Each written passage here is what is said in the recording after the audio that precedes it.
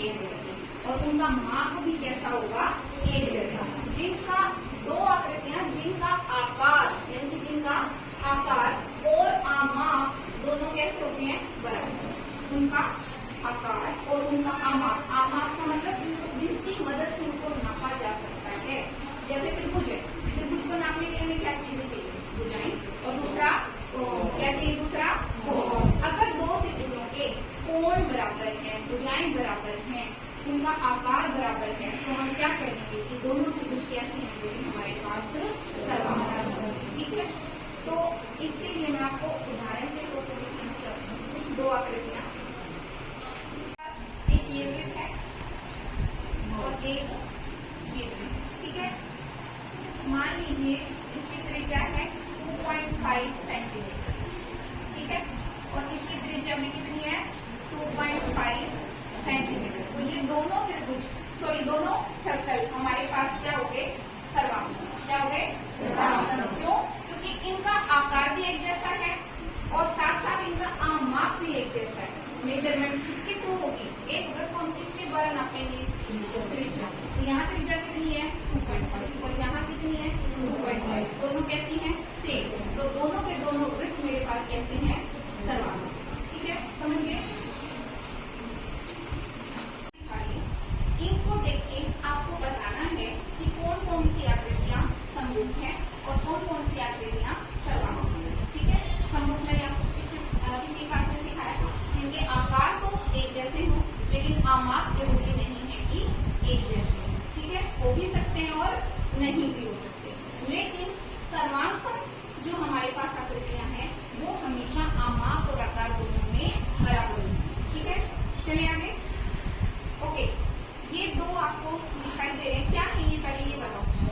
नहीं है क्या, वर्ग है, ये भी वर्ग है। क्या इनकी आमाप बराबर है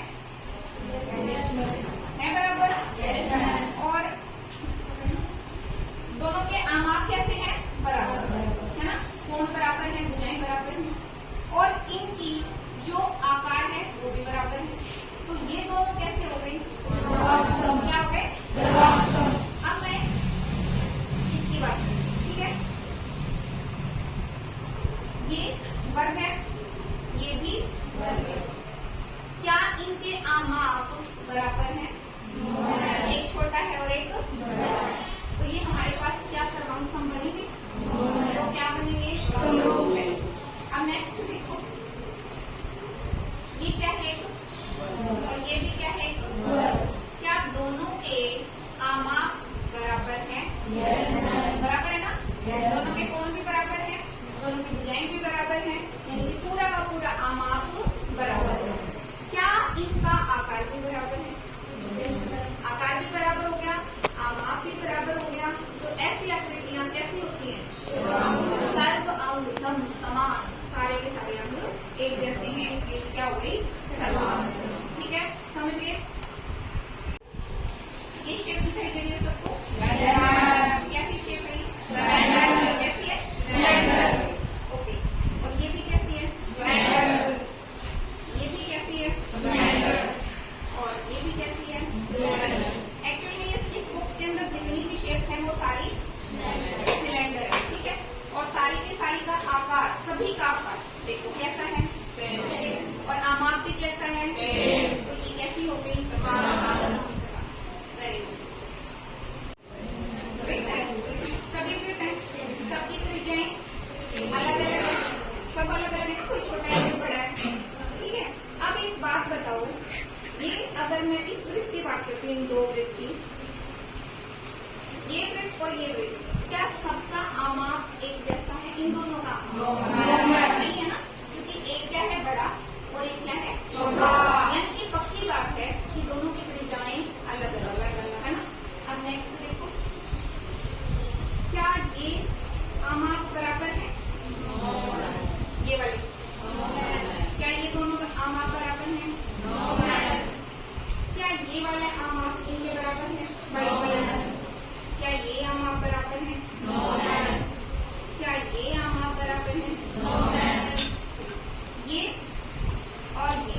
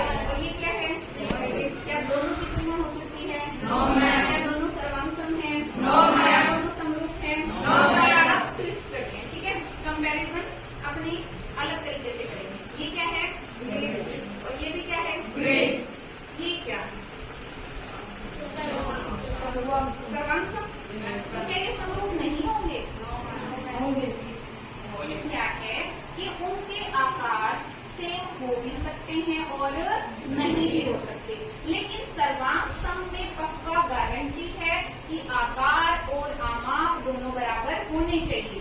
तो देखो इनके आकार और इनके आमाप दोनों बराबर है। सर्वांग सम तो ये 101% है, ठीक है।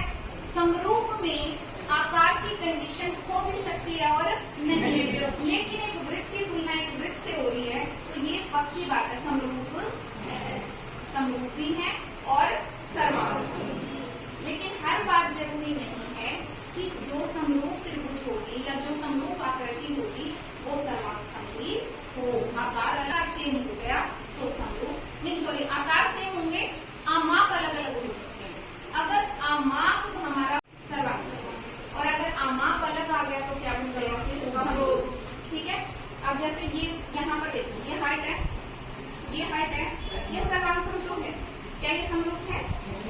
अभी इसे हम थोड़ा चेंज करते हैं। अगर मान लीजिए ये हमारे पास एक वर्ग है और ये भी एक वर्ग है, अब इसका आकार वर्ग का, इसका आकार वर्ग का, लेकिन आमाप कैसे हैं?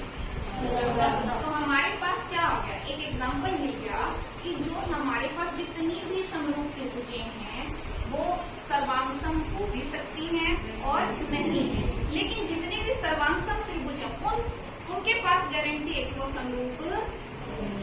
तो आपको क्या सारी बातें समझ में आई? अब एक होमवर्क है कि कुछ समरूप आकृतियां ढूंढ के लाएंगे, जैसे कुछ सर्वांग सम ढूंढ के लाएंगे, कुछ ऐसे ढूंढेंगे जो समरूप और सर्वांग